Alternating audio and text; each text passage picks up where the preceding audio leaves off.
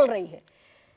मनोज सिंह काका, भाई साम दाम दंड भेद ये तो राजनीति कहती है, और अगर बीजेपी आपका वजीर उड़ाकर ले गई इंडिया गठबंधन का, तो बजाय कि कोसा जाए बीजेपी को, इंट्रोस्पेक्ट किया जाए। क्यों हुआ?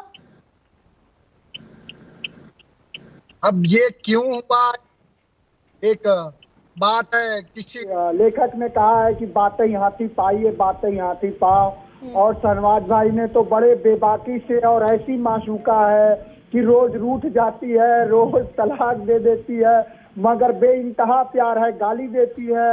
और जिस मासूका का उसका जो प्रेमी है, यहाँ तक ये कहता है कि तुम्हारा डीएनए खराब है। डीएनए का तो मैं समझता हूँ कि शहनवाज भाई एक प्रबुद्ध व्यक्ति हैं, हमारे बड़े भाई हैं, समझते होंगे, और उन्हें अपनी भी फिक्र नहीं है।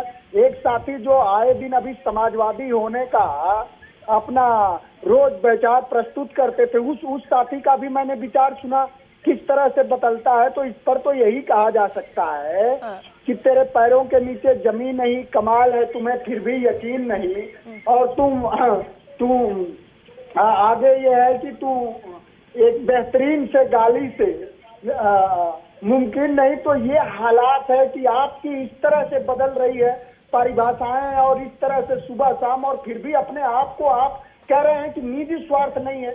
अगर आपका निजी स्वार्थ नहीं है तो सार्वजनिक स्वार्थ। तो बिहार के युवाओं को आज पहली बार ऐसा हुआ कि 17 महीने में 2.5-4 लाख रोजगार मिले, और उसमें जो यूपी के सटे हम लोगों के जनपद हैं, गाजीपुर है, चंदौली है, बलिया है, वहां के नौजवानों को भी वो तेजस्वी यादव जी कम से कम सरकार में रोजगार मिल रहा था। ये कह दिया डॉक्टर नवल किशोर ने। मनोज, मैं तो आपसे ये सवाल पूछ रही हूँ, आपका वजीर उड़ा कर ले गए, 1.5 साल की मेहनत आपकी कमोबेश अभी पानी में नजर आ रही है।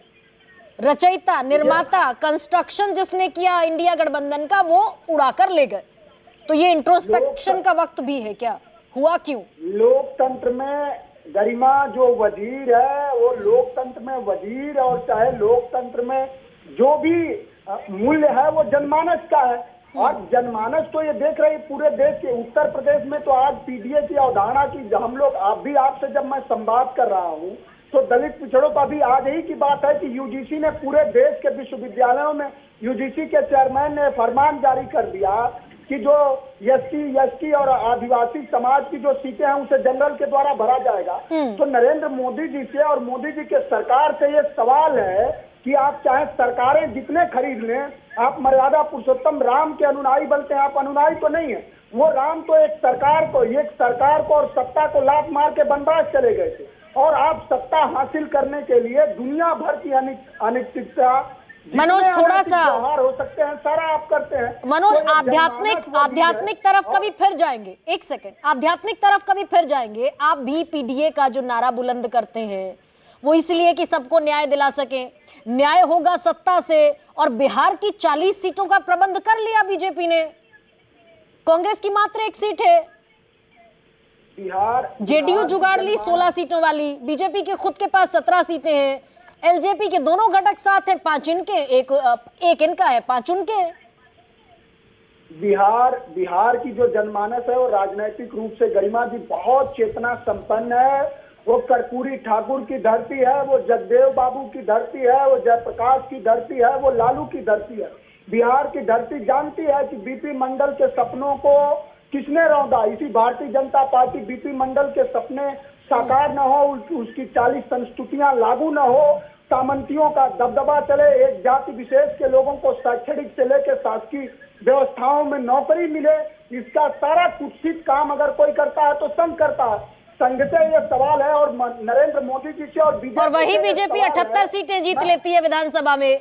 जेडीयू जो कि जिसका होम स्टेट है बिहार, वो 45 पर रहती है और 78 बीजेपी ले जाती है। तो ये अंक गणित कहीं गड़बड़ाया है क्या इंडिया का भी? मनोज, बड़े प्रैक्टिकली जवाब मैं चाहती हूँ आपसे। मैं उसी का जवाब मैं दे रहा हूँ गरिमा जी। मैं गांव से चूंकि संवाद में हूँ, बहुत आवाज साफ नहीं आ रही है आपकी, मैं बता रहा हूँ। आज भी अगर बिहार में सबसे बड़ा अगर कोई दल है संख्या के हिसाब से तो कौन है? आरजेडी है।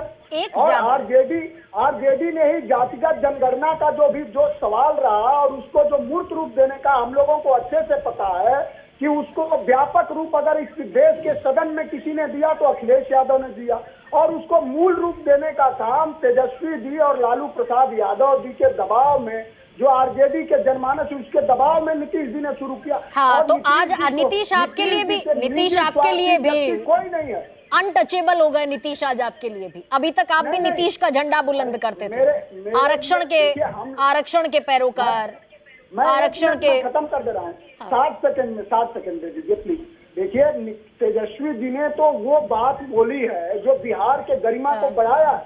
उन्होंने बोला है कि वो आदरणीय हैं और रहेंगे। उन्होंने एक भी अमर्यादित भाषा, बोल, वचन का आचरण व्यवहारित नहीं किया है। ठीक है। लेकिन वो लोग और नीतीश खुद जो ये कह रहे थे कि अब तो सवाल ही नहीं है, मिट्टी में मिल जाएंगे। ठीक तो है उस मनोज, ये युवा सारी ने- बातें हो चुकी हैं, थोड़ा सा कुछ और कंस्ट्रक्टिव